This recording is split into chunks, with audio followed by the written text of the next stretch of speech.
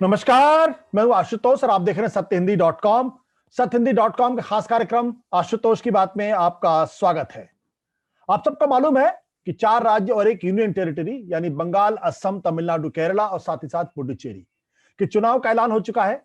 Bharatiya Janata party इनमें 2 राज्यों में काफी मजबूती के साथ चुनाव लड़ रही है, पश्चिम बंगाल और असम। असम में उसकी सरकार है, इसलिए उसके सामने सबसे बड़ी चुनौती यह होगी कि जहां उसकी सरकार है वो अपनी सरकार बचाए और कांग्रेस पार्टी को या उसके गठबंधन को वहां सरकार के करीब ना आने दे। पश्चिम बंगाल के बारे में अभी तक जो भारतीय जनता पार्टी की चुनौती है, ममता बनर्जी को तगड़ी टक्कर दे रहे हैं।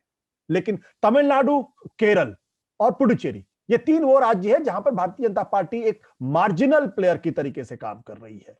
पुडुचेरी में कोई उम्मीद दिखाई फिलहाल नहीं पड़ती कि बीजेपी वहां पे कुछ कर पाएगी। तमिलनाडु में एआईएडीएमके के साथ है और केरल में वो अकेले अपने दम पर क्या कर पाएगी सबको मालूम। इसलिए पूरा का पूरा बीजेपी का जो फोकस है वो असम और बंगाल के ऊपर लगा हुआ है।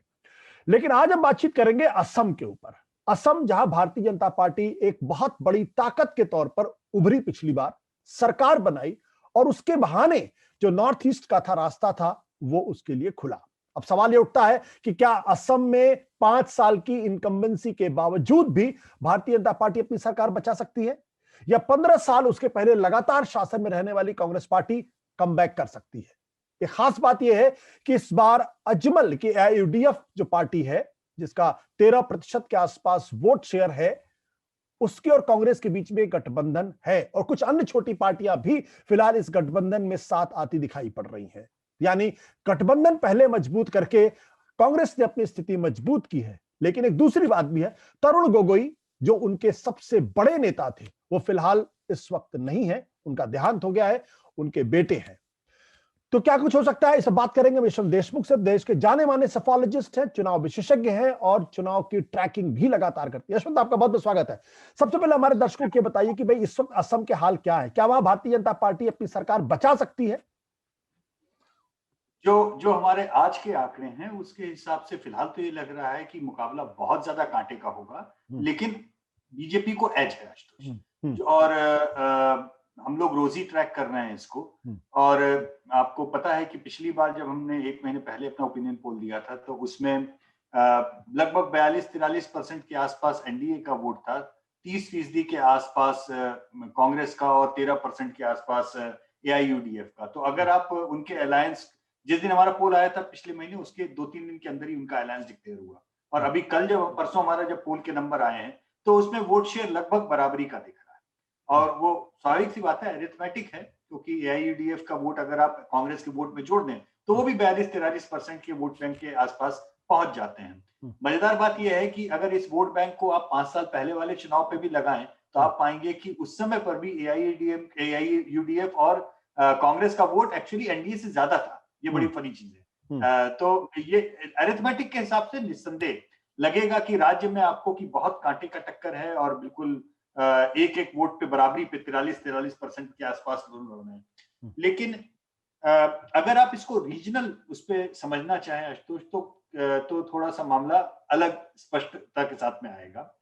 कारण यह है कि जो दक्षिणी आसाम जिसे हम कहते हैं, जो बांग्लादेश से लगा हुआ पूरा बेल्ट है, उसमें बड़ी तादाद में माइनॉरिटी मतदाता हैं, मुस्लिम मतदाता हैं। एआईयूडीएफ एविडेंटली बिल्कुल साफ तौर पे मुस्लिम मतदाताओं की पार्टी पॉलिटिक्स उसने की है। और उन जगहों पे, उन सीटों पे अभी तक हमेशा कांग्रेस और एआईयूडीएफ का कंटेस्ट रहा और उन दोनों के अलग लड़ने से उसमें बड़ी तादाद में ऐसी सीटें भी रही जो कि बीजेपी ने कई निकाल ली सीट, क्योंकि एक तरह से एक तिहाई मान के चलिए 3 पार्टियां हैं, तीनों लड़ रही हैं, तो बीजेपी जो एक तिहाई वोट लेकर के कई सीटें निकाल लेगी। लेकिन अब वो 2 पार्टियां एक साथ हो गई उन सीटों पे, तो 2 तिहाई और 1 तिहाई का मसला हो गया। इसका मतलब यह है कि उन सीटों पे कांग्रेस और एआईयूडीएफ के उम्मीदवार जीतेंगे और न केवल जीतेंगे, बहुत ही मैसिव मार्जिन से जीतेंगे। बहुत। लेकिन वो बात बचे हुए आसाम पे लागू नहीं होती। दक्षिणी आसाम के ऊपर, सेंट्रल और ऊपरी आसाम वाला इलाका है, वहां पर माइनॉरिटी वोट उतना नहीं है, बल्कि इस अलायंस का एक काउंटर पोलराइजेशन होने की दूसरी साइड में उम्मीद है। इसीलिए सर्वे के आंकड़े में मध्य आसाम में और ऊपरी आसाम में दरअसल बिल्कुल रिवर्स स्विंग दिख रहा है, उल्टी तरफ का। नीचे के दक्षिणी आसाम में जो 10-15% की लीड कांग्रेस और एआईयूडीएफ को मिल रही है, बीच के इलाके में मध्य आसाम में बिल्कुल उल्टा है, बीजेपी को 10 से 15% की लीड है, और ये लीड बहुत मैसिव है। तो ओवरऑल राज्य में भले ही दोनों लोगों के वोट शेयर लगे रहा हो कि बराबरी के हैं, लेकिन दरअसल बराबरी के नहीं है। एक इलाके में विपक्ष का लीड करीब 10-15% की है और दूसरे इलाके में बीजेपी और एनडीए की लीड 10-15% की। तो स्वीप एक तरफ इधर है, दूसरी तरफ बिल्कुल उधर। तो फिर डिसाइड क्या करेगा? Interesting point. डिसाइड क्या करेगा? डिसाइड बहुत छोटे छोटे एंगल और छोटी छोटी चीजें भी करेंगी। मसलन जैसे बीपीएफ वाला आपने सुना कल, बोडो पीपल्स फ्रंट, जो कि पहले एनडीए कहलाई था, और अभी बोडो काउंसिल के इलेक्शन में बीजेपी ने उनको डंप करके एक नई बोडो पार्टी के साथ में करके वो जीता भी। लेकिन अब वो मामला, पहले जो बोडो पीपल्स फ्रंट कांग्रेस या बीजेपी के साथ में बोडोलैंड में एक तरफा जीत लेती थी, 1 दर्जन सीटें जीती थी उन्होंने, भाई 12 सीटें कम नहीं होती।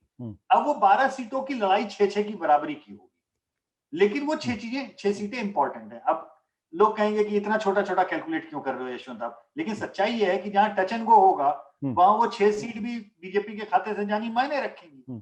तो ये डिसीजन होंगे, ये छोटे छोटे छोटे। अखिल गोगोई कहीं पर आपके कर पा रहे हैं इम्पैक्ट या नहीं कर पा रहे हैं। दूसरा, चाय बागान, जो कि वो वाला इलाका जहां पर एक्चुअली में दर्शकों को जानकारी ये भी देनी बहुत क्लासिकल है कि जो चाय बागान के मजदूर हैं वो वहां पे उनको ट्राइब की स्टेटस एक तरह से मिली हुई है वहां पे। हालांकि वो शेड्यूल्ड ट्राइब्स नहीं है, लेकिन स्टेटस है। और उन इलाकों में समहाउ बीजेपी की पैठ लगातार बढ़ी है। वो पहले कांग्रेस के स्ट्रॉन्ग होल्ड हुआ करते थे एक जमाने तक। तो इस बार जो भी ये नुकसान बीजेपी का इधर और साउथ में होने का है, उनकी उम्मीद है कि वो मध्य में और आपके चाय बागान वाले इलाके में उसको कंपनसेट करेंगे काउंटर पोलराइजेशन से। अगर ये कंपनसेशन हो जाता है तो उनके लिए जीत आसान होगी, लेकिन अगर ये कंपनसेशन नहीं होता तो वो मुश्किल में फंस जाएंगे और मुश्किल उनकी खासी हो जाएगी, बड़ी हो जाएगी। बट यशवंत, महत्वपूर्ण बात 2 चीजें हैं। पहली बात तो यह कि असम के अंदर इस बार भारतीय जनता पार्टी ने जिस तरीके से अजमल और कांग्रेस के बीच में गठबंधन हुआ है, तो वो अजमल को फोकस करके जो बीजेपी कैंपेन कर रही है वो टोटली एक तरीके से पोलराइजेशन की पॉलिटिक्स है। यानी अजमल को एक फ्रैंकेनस्टाइन या डीमन की तरीके से पेश किया जा रहा है। ऐसा लग रहा है जैसे कि ये बांग्लादेशी के सरपरस्त हैं और ये राष्ट्रीय सुरक्षा के लिए खतरा है। क्या इसका कोई असर पूरे प्रदेश में दिखाई पड़ रहा है? और क्या इसका जो लोग कहते हैं कि भाई अजमल और कांग्रेस के साथ आने से बीजेपी को वो मौका मिल गया जिसकी वजह से पॉलिटिक्स ऑफ पोलराइजेशन कर सकते, तो क्या इसका नुकसान कांग्रेस को होगा? जैसा कि लोग कह रहे नहीं तो कांग्रेस गठबंधन है, अरिथमेटिक दिखता है, तो लोग कहते नहीं उनके वोट शेयर बढ़ेंगे, बट क्या वाकई में कांग्रेस को फायदा होगा या नुकसान होगा? मैंने 2 सवाल किए। एक तो ये कि पोलराइजेशन क्या हो रहा है इसकी वजह से, और दूसरा क्या इससे कांग्रेस को फायदा होगा, नुकसान होगा? पहले सवाल का जवाब बिल्कुल हाँ है आशुतोष, और वो पोलराइजेशन एक्यूट है। वो पोलराइजेशन इतना एक्यूट है कि आप ये समझिए कि सीएए का मुद्दा, जो कि आसाम की सबसे कमजोर नब्ज थी, मतलब अगर पूरे देश में अगर सीएए का भरा पूरा विरोध कहीं होना चाहिए था, दरअसल दूसरे कारणों से, मतलब इन कारणों से नहीं जो हमने शाहीन बाग दिल्ली में देखा, दूसरे कारणों से, वो वहां पर उसके ऊपर ये पोलराइजेशन सिर चढ़ के बोल रहा है। तो पोलराइजेशन भरपूर है, और उसका कारण और भी एडेड ये है कि पोलराइजेशन की पॉलिटिक्स हम ठीक पश्चिम बंगाल में देख रहे हैं। भाई कंटिन्यूटी है ना, और उस कंटिन्यूटी में कल जो ब्रिगेड ग्राउंड की रैली हुई उसमें आईएसएफ का हाथ मिलाना लेफ्ट के साथ में, तो एक अदद मुस्लिम वोट की पॉलिटिक्स जो है वो दरअसल पश्चिम बंगाल में भी हो रही है, असम में भी हो रही है, और सुदूर केरल में भी हो रही है, सभी तरफ हो रही है। और ये तो आशुतोष कहना गलत होगा कि कोई अगर एक साइड की, जैसे हिंदुत्व की पॉलिटिक्स करने से काउंटर पोलराइजेशन मुस्लिम का होता है, वैसे ही मुस्लिम्स की पॉलिटिक्स करने से काउंटर पोलराइजेशन हिंदुओं का।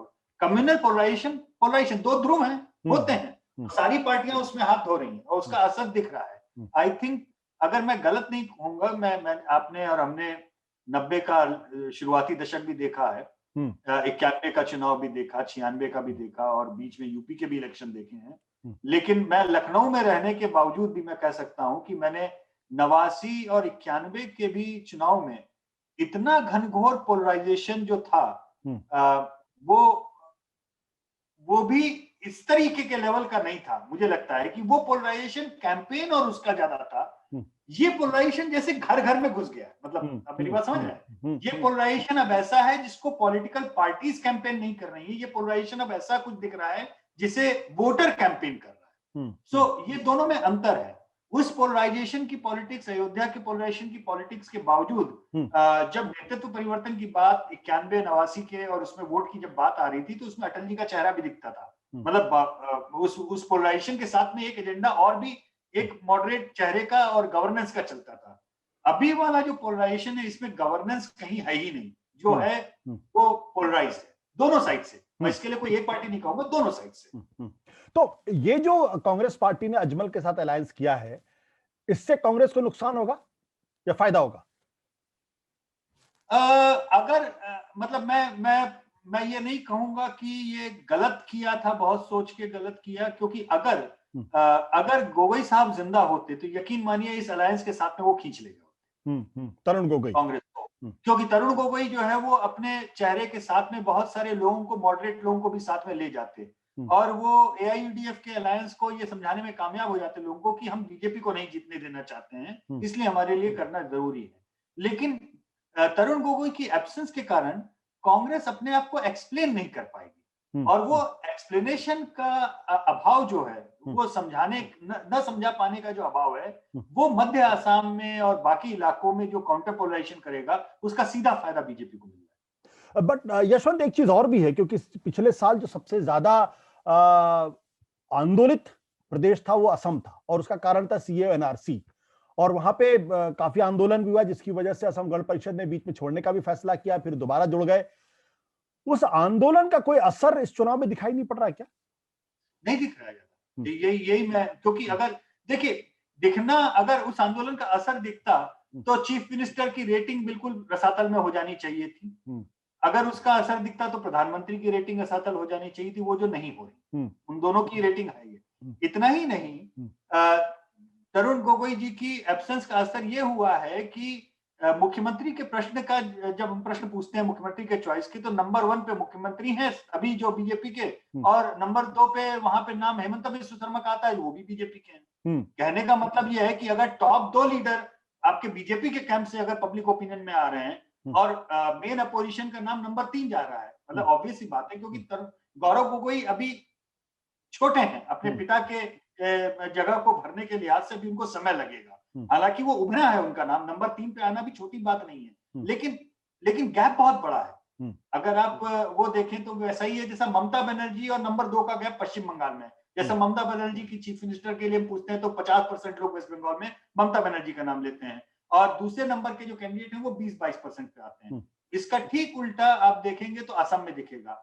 असम में बीजेपी के दोनों नामों को अगर आप जोड़ेंगे तो 50-55% तक जाता है, और कांग्रेस के एक नेता का नाम जो है 20% के आसपास आता है। तो ये मुझे लगता है कि कांग्रेस के लिए अलायंस करना ये गलत नहीं था, लेकिन इस अलायंस को एक्सप्लेन करना उनके लिए मुश्किल पड़ेगा, क्योंकि तरुण गोगोई जी वहां पे नहीं है इस अलायंस को अपना चेहरा देकर के आगे ले जाने के। तो ये जो 5 साल बीजेपी की सरकार थी, इसके परफॉर्मेंस को लोग कैसे इवेल्युएट कर रहे हैं वहां पे?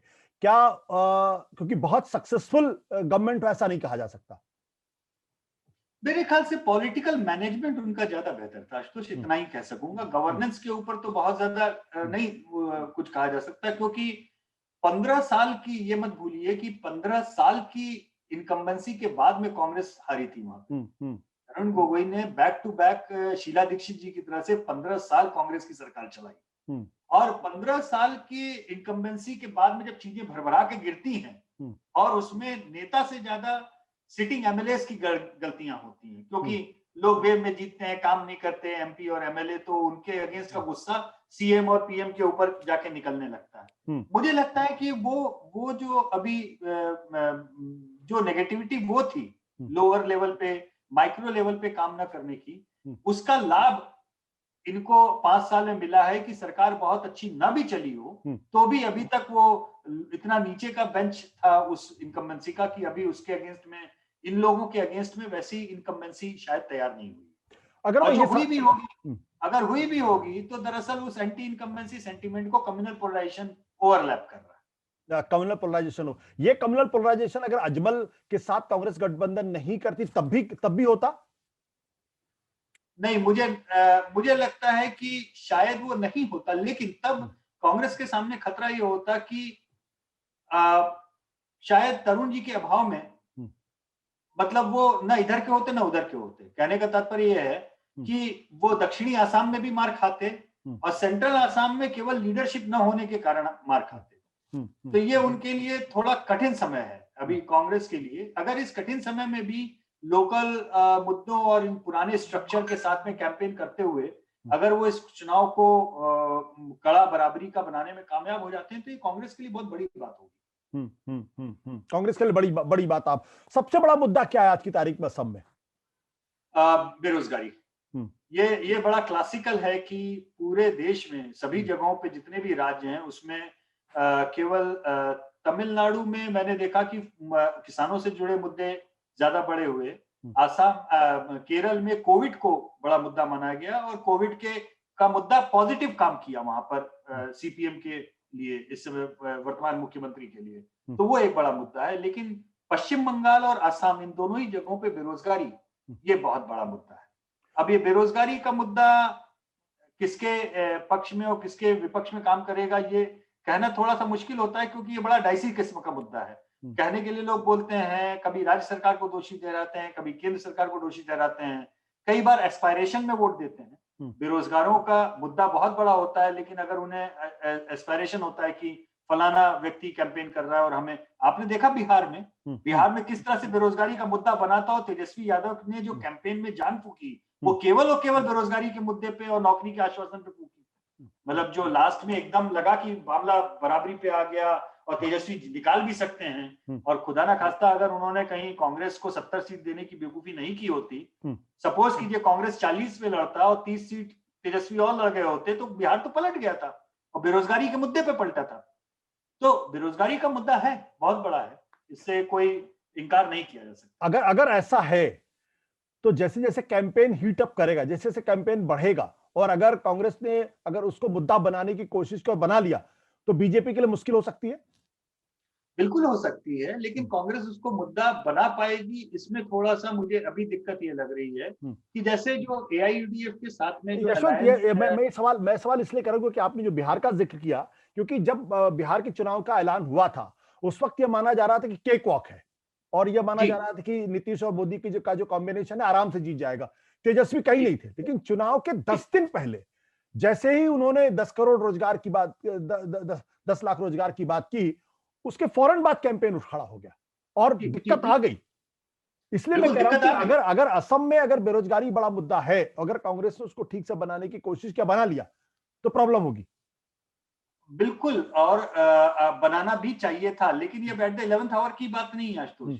बेरोजगारी वाले मुद्दे को एग्रेसिवली साल भर से चलाना चाहिए था उन्हें, नंबर एक। नंबर दूसरी चीज, जो मैं अभी वहां का कैंपेन पढ़ रहा हूँ, जितना बात कर रहा हूँ अपने पत्रकार मित्रों से भी और अपने आंकड़ों को भी देख रहा हूँ, मुझे ऐसा लग रहा है कि कांग्रेस बजाय इसके कि एग्रेसिव हो बेरोजगारी के मुद्दे पे, वो डिफेंसिव चली गई है एआईयूडीएफ मुद्दे पे। मतलब उनके नेता अपने अलायंस को एक्सप्लेन ज्यादा कर रहे हैं बजाय इसके कि बीजेपी को बेरोजगारी पे कटघरे में खड़ा करें। तो ये एक अजीब सी स्थिति हो गई है और शायद उनके लिए ये सहज इसलिए भी नहीं हो पा रहा है क्योंकि अगर पश्चिम बंगाल में आईएसएफ वाला जैसा लेफ्ट के साथ में जो हुआ है, और उसमें हालांकि अभी तक कह रहे हैं कि कांग्रेस के साथ में प्रॉब्लम हो रही, लेकिन अगर कांग्रेस उसको भी ओके कर देती है, देन दैट ब्रांडिंग और that campaign would be complete in that way, क्योंकि कंटिन्यूटी में होता है ना। वो कैंपेन में ये जाता है, देखिए केरल में मुस्लिम लीग के साथ में है, बंगाल में ये इनके साथ में है, आसाम में अजमल के साथ में है। तो मुझे लग रहा है कांग्रेस डिफेंसिव हो गई है। उनको इस मुद्दे पे डिफेंसिव होने के बजाय तेजस्वी यादव की तरह से आक्रामक तरीके से बेरोजगारी की बात करनी चाहिए, अगर इस कैंपेन में वो उतने एग्रेशन के साथ में आना चाहते हैं। तरुण गोगोई काफी बड़े नेता थे, गौरव नए चेहरा, उन्होंने बड़ी तेजी से मतलब पिछले कुछ महीनों में ही उस गैप को भरा भी है। लेकिन शायद उनको उतना ज्यादा फ्री हैंड नहीं मिल रहा है, या मैं नहीं कह सकता, मैं गलत कोई भी उस तरीके का जजमेंट नहीं लेना चाहता, लेकिन कांग्रेस को और एग्रेसिव होना चाहिए। इस मुद्दे पे, अगर वो अच्छा कंटेस्ट करना चाहती है।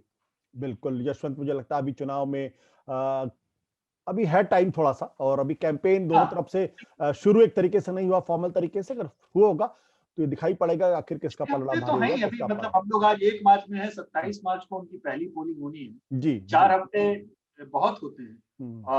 1 हफ्ता भी बहुत होता है राजनीति में, तो कहते हैं लॉन्ग टाइम।